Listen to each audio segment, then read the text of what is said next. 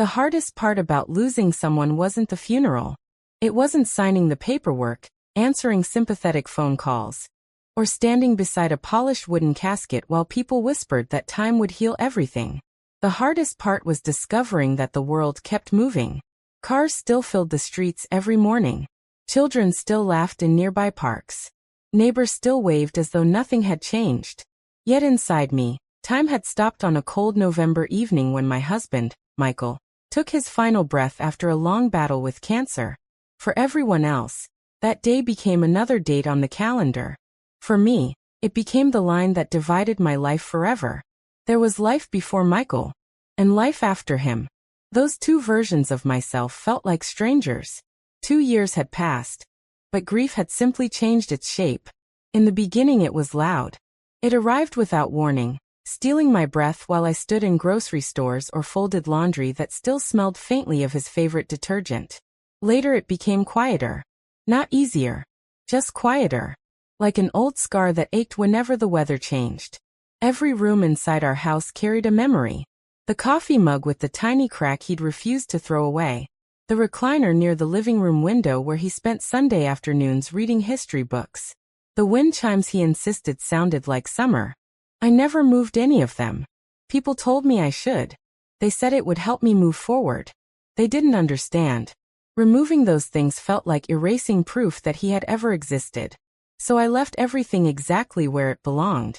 Even after 2 years. Especially after 2 years. Saturday mornings were always the worst. Michael used to make pancakes before sunrise, singing badly while pretending not to notice me laughing from the bedroom. Now Saturdays began with silence. I would wake naturally around 6, stare at the empty side of the bed, and spend several minutes convincing myself to stand. Some mornings I succeeded. Others, I didn't. That particular Saturday began differently. The sound of a lawn mower echoed outside. I pulled the curtains aside. Across the yard stood Jason. He was trimming the overgrown grass without saying a word. He had been Michael's closest friend since college. The kind of friendship built through years of shared struggles, military service, impossible road trips, and countless memories that only best friends understand. Jason had been beside Michael through every major chapter of life. He stood beside him as best man at our wedding. He drove us home after our honeymoon because our car broke down halfway back. He spent countless nights sleeping in uncomfortable hospital chairs during Michael's treatments. And when everything ended, Jason never disappeared. Unlike so many others, he never forced conversations, never offered empty advice. He simply showed up, sometimes carrying groceries, sometimes fixing broken fences, sometimes sitting quietly on the porch without speaking at all.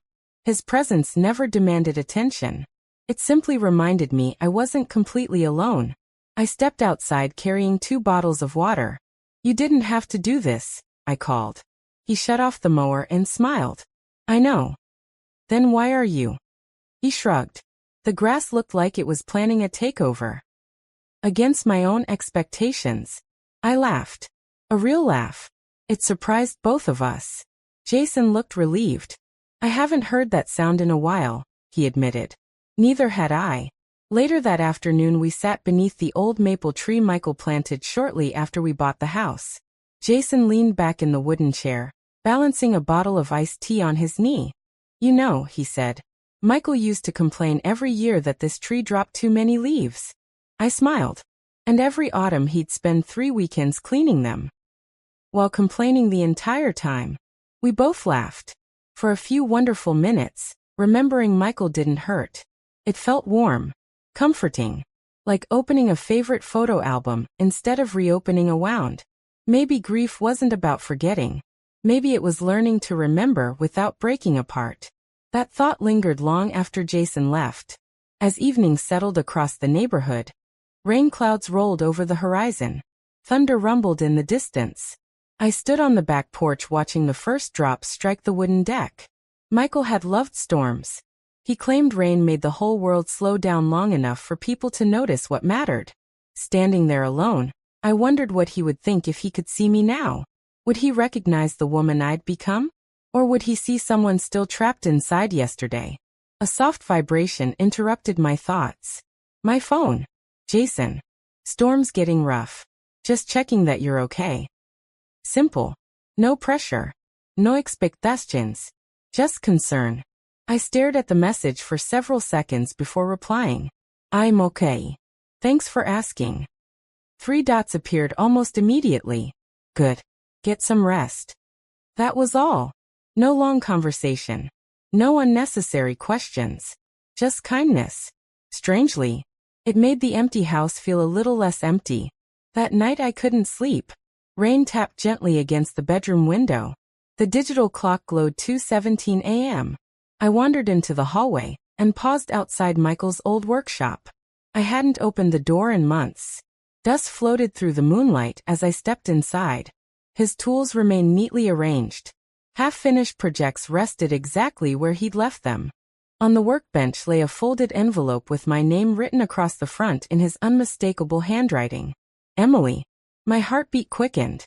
I was certain I'd searched this room dozens of times. How had I never noticed it before? With trembling fingers, I picked it up. The envelope had never been opened. For a long moment, I simply stared at it. Whatever waited inside had been written by the man I loved. A voice from the past, preserved in ink. Outside, thunder echoed across the sky. Inside, I realized that opening this letter might change everything I believed about letting go. Before I unfolded the letter, I simply held it between my hands. The paper had yellowed slightly with time. Its edges softened by years spent hidden inside the workshop drawer. My name, written in Michael's familiar handwriting, made my chest tighten. For a moment I wondered if I should leave it unopened. Maybe some things were meant to stay in the past. Maybe memories only hurt because we kept reopening them. But another part of me whispered that this was the closest I would ever come to hearing his voice again. Taking a slow breath, I slid my finger beneath the seal. Inside was a single handwritten page. Emily, if you're reading this, then life probably didn't go the way either of us hoped. I don't know when you'll find this. Maybe next month. Maybe years from now. If I'm gone, promise me one thing. Don't let our story become the reason yours ends. My vision blurred. I stopped reading and wiped away tears before continuing. You'll probably spend a long time blaming yourself for smiling again. Don't. You'll feel guilty the first time you laugh. Don't. One day someone may remind you what it feels like to live instead of simply survive. If that day comes, don't push it away because of me. Love isn't something that replaces another love. The heart doesn't work that way. It simply grows. I covered my mouth, trying to keep from crying out. Those weren't the words I expected. I expected goodbye. Instead, he had given me permission to keep living. I sat on the workshop floor until sunrise. The room around me faded into silence while I read the letter over and over again. Every sentence felt like a conversation that had been waiting 2 years to happen. For the first time since Michael's death, my grief felt different. It hadn't disappeared, but it no longer felt like a prison. When morning sunlight finally reached the workshop window, I folded the letter carefully and slipped it into my sweater pocket. Not to hide it, to keep it close. Later that afternoon my phone buzzed. Jason, need anything from the hardware store? I'm headed that way. I smiled before I even realized I was smiling. No, but thanks. A few seconds later another message appeared. Coffee later? I hesitated. For weeks I'd been avoiding any situation that might force me to examine the growing closeness between us. It felt safer to stay home. Safer to stay lonely. Yet Michael's letter echoed in my thoughts. Don't let our story become the reason yours ends. I typed 3 words. Sure. 3 o'clock. The neighborhood cafe hadn't changed in years. Same wooden booths. Same old jazz playing quietly through the speakers. Same waitress who still remembered Michael's favorite order. When Jason walked in, he spotted me immediately. There she is. His smile was warm but cautious. Almost as though he wasn't sure how I would receive him. I hope I'm not late. You aren't. He sat across from me. For a few moments we simply stirred our coffee. Neither of us seemed eager to break the silence. Finally Jason chuckled. You know. What? I've survived military training, parachute jumps, and driving through downtown Portland in rush hour traffic. I raised an eyebrow. And I've never been this nervous having coffee. I laughed. The sound surprised both of us. There it is again, he said softly. What? Your laugh? I forgot I still had one. You never lost it. His words settled gently between us. Instead of changing the subject, Jason looked out the cafe window. I've been worried. I know. No. He shook his head. Not just because you've been alone. I waited. I've been worried because every time I came by your house, it felt like you were disappearing a little more. His honesty caught me off guard. I didn't know anyone noticed. I noticed. The simplicity of his answer stayed with me. Hours passed without either of us realizing. We talked about everything except the one subject both of us quietly avoided. Favorite books. Old travel stories. The terrible apartment Jason rented after leaving the military. The camping trip where Michael accidentally set breakfast on fire. By the time we stood to leave, the afternoon sun had turned golden. Outside the cafe, Jason hesitated. I've missed this. So have I. Neither of us moved. Then, almost awkwardly, he opened his arms. Would a hug be okay? Instead of answering, I stepped forward. The embrace was brief, respectful, comforting. Nothing more. Yet somehow it felt like the first genuine human connection I'd allowed myself since losing Michael. When we separated, Jason smiled. See you soon? I'd like that. Life didn't suddenly become easier. Grief doesn't disappear because of one conversation. Some mornings still began with tears. Some evenings the silence inside the house felt unbearable. But something had changed. I started opening the curtains again. I watered the neglected garden. I cooked meals instead of living on frozen dinners. Tiny things. Ordinary things. But they felt enormous. One Saturday, while pulling weeds from the flower beds, I found something unexpected. A small wooden sign Michael had carved years earlier. The words had faded almost completely. I brushed away the dirt. Home is the people who stay. I stared at it for a long time. Not the place. The people. Michael had stayed as long as life allowed. Jason had stayed afterward. In different ways. Both had been keeping me from falling apart. That evening Jason stopped by carrying a toolbox.